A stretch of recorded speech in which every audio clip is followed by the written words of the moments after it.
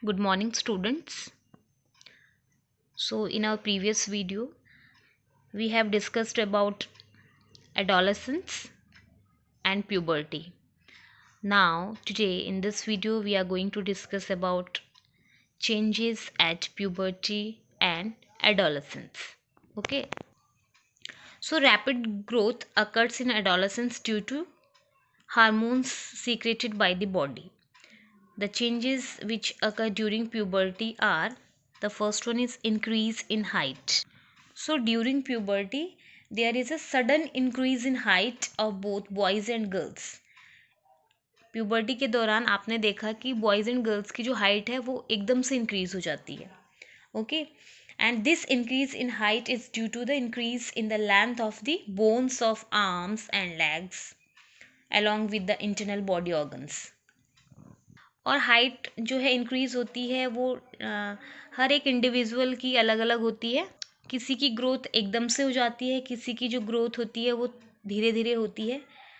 Okay, सो जो height है वो डिपेंड करती है जीन्स में भी. आपके पेरेंट के जीन्स कैसे हैं, जिस अकॉर्डिंग आपके पेरेंट की हाइट होगी उसी के अकॉर्डिंग उनके बच्चों की हाइट होती है. सेकंड थिंग न्यूट्रिशन है. न्यूट्रिशन अगर आपने रिच इन प्रोटीन्स है फूड आप ले रहे हैं, जो विटामिन्स है, जो means protein rich and vitamin rich food आप अगर ले रहे हैं तो उससे क्या होगा, आपकी बॉडी को नरिशमेंट मिलेगा और आपकी जो ग्रोथ है वो सही से हो पाएगी. सो प्यूबर्टी के दौरान जो चेंजेस आते हैं, फर्स्ट है increase in height. Sudden increase होता है बॉयज़ एंड गर्ल्स में हाइट का. अगर हम कैलकुलेशन की बात करते हैं, calculation of full height centimetre, here is a formula: present height upon percentage of full height into 100. So here as you can see this chart, this is a age in years, 8 years 9 years. ये boys है, ये girls है. तो percentage of full height का एक chart already बना हुआ है कि जो 8 ईयर्स में जो बॉयज़ की हाइट का परसेंटेज है वो 72 होगा, गर्ल्स 77 होता है. ठीक है, तो ये एक चार्ट है. 18 ईयर्स में जो हाइट है वो बॉयज़ की 100% और गर्ल्स की भी 100% है. ओके, सो अगर आपको किसी की हाइट का फुल हाइट बतानी है, suppose here is example: a boy is 9 years old and 120 centimetre tall. Okay, at the end of the growth period he is likely to be, जब उसका ग्रोथ पीरियड ख़त्म होगा, मीन्स जब वो, क्योंकि हाइट इंक्रीज होती है आपकी 11 से 18 ईयर्स के बीच में ही, तो 18 ईयर्स में उसकी हाइट कितनी होगी. तो हमारे पास एक फॉर्मूला है यहाँ पे कैलकुलेशन फॉर फुल हाइट का. प्रेजेंट हाइट, तो हेयर इज प्रेजेंट हाइट क्या कितनी है उसकी, 120 सेंटीमीटर है. And percentage of full height at this age, age कितनी है, 9 ईयर्स. तो हमें चार्ट में देखना है कि 9 ईयर्स में जो बॉयज़ का हाइट परसेंटेज है वो कितना है, 75%. दैट मीन्स अपॉन 75 आ जाएगा इंटू 100. सो कैलकुलेशन करके जो जब उसका ग्रोथ पीरियड एंड होगा तो उसकी जो हाइट होगी वो 160 सेंटीमीटर होगी, मीन्स वो 160 सेंटीमीटर टॉल होगा. तो इस तरह से आप हाइट का कैलकुलेशन, फुल हाइट की कैलकुलेशन भी लगा सकते हैं. आपने प्रेजेंट हाइट जो आपकी है वो आपने ऊपर लिखनी है, एंड चार्ट के अकॉर्डिंग आपने जो percentage of full height at this age, जो भी बच्चे की एज होगी उसके अकॉर्डिंग, बॉय है गर्ल है, बॉय है तो उसकी परसेंटेज इधर है और गर्ल्स है तो आपने यहाँ से चार्ट से देख लेना है, एंड अपॉन में वो रखनी है इंटू 100 करके आपको उसकी फुल हाइट मिल जाएगी. वो जब उसका ग्रोथ पीरियड एंड होगा, ख़त्म होगा, तो उसकी हाइट कितनी होगी, इस फॉर्मूले से आप वो कैलकुलेट कर सकते हैं. Now next is change in body shape. So during puberty क्या होता है, बॉडी की शेप में भी चेंज होता है.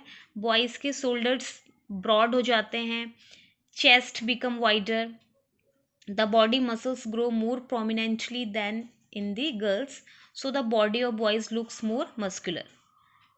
ओके, और गर्ल्स में क्या क्या चेंजेस होते हैं, गर्ल्स वेट गेन करती है, and the development of breast also begins during this period. Next is change in voice. Voice में भी चेंज आता है। आपने देखा होगा at puberty the voice box, जिसे लैरिंक्स बोलते हैं, begin to grow, boys develop larger voice boxes.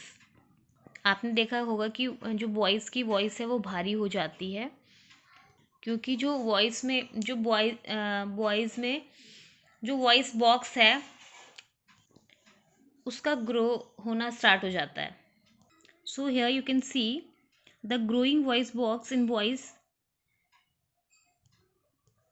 Can be seen from outside in the neck,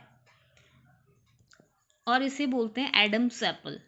okay, girls में ये विजिबल नहीं होता है, और क्योंकि इसका जो साइज़ होता है गर्ल्स में वो छोटा होता है, तो आपने देखा होगा कि गर्ल्स की जो वॉइस होती है वो हाई पिच होती है और बॉयज़ की लो पिच, यानी कि बॉयज़ की जो वॉइस होती है वो डीप होती है और जो गर्ल्स की वॉइस होती है वो हाई पिच होती है। ठीक है ना।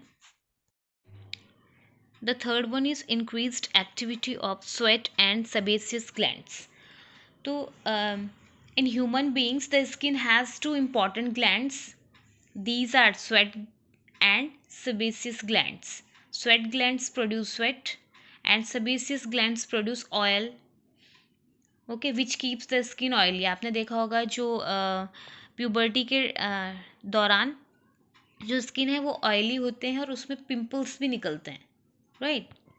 क्योंकि उस टाइम क्या होता है, जो during puberty due to the increased activity of sweat and sebaceous glands the secretion of sweat and जो ऑयल होता है वो इंक्रीज हो जाता है। Due to this adolescent get acne and pimples on the face. ठीक है, और ये जो पिंपल्स हैं ये ड्यूरिंग प्यूबर्टी के टाइम इंक्रीज हो जाते हैं, बिकॉज उस time sweat and sebaceous gland जो है वो काफ़ी एक्टिव रहते हैं बॉडी में, वो स्वेट एंड ऑयल सीक्रेट करते हैं, तो उससे क्या होगा, acne, skin disease, skin problems हो जाती हैं। The fourth one is development of sex organs.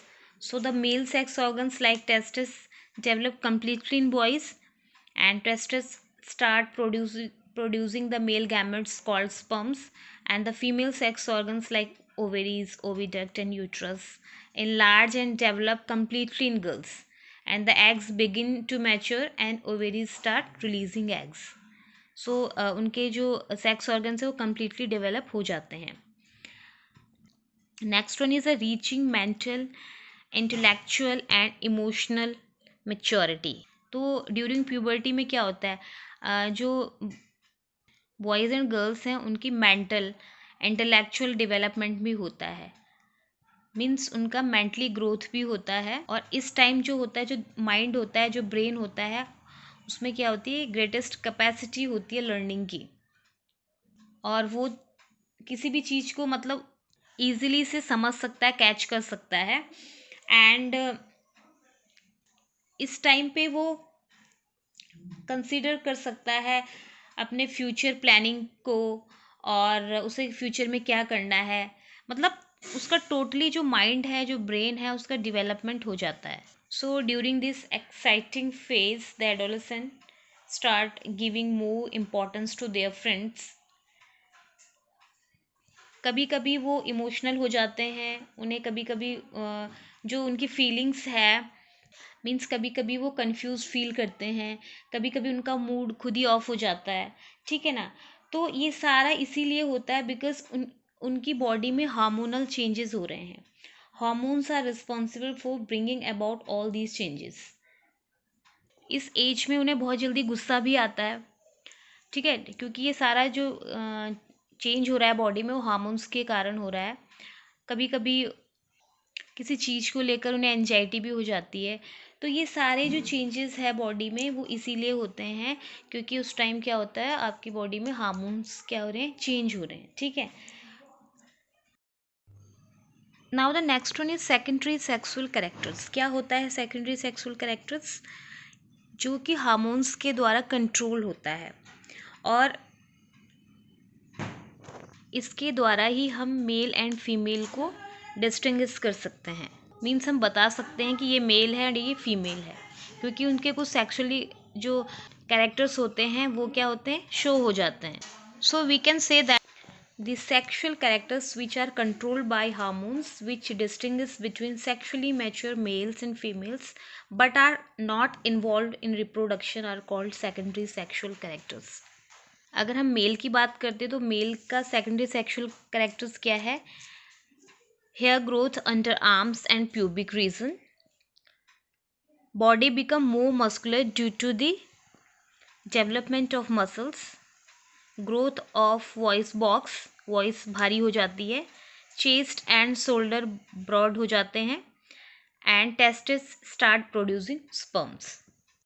And in female hair growth under armpits and pubic region, ovaries start release eggs, menstrual cycle or monthly period start, development of breast and high pitch voice develop. So these all are the secondary sexual characters in females, and the secondary sexual character in girls are produced by female sex hormones called estrogen and progesterone formed in ovary.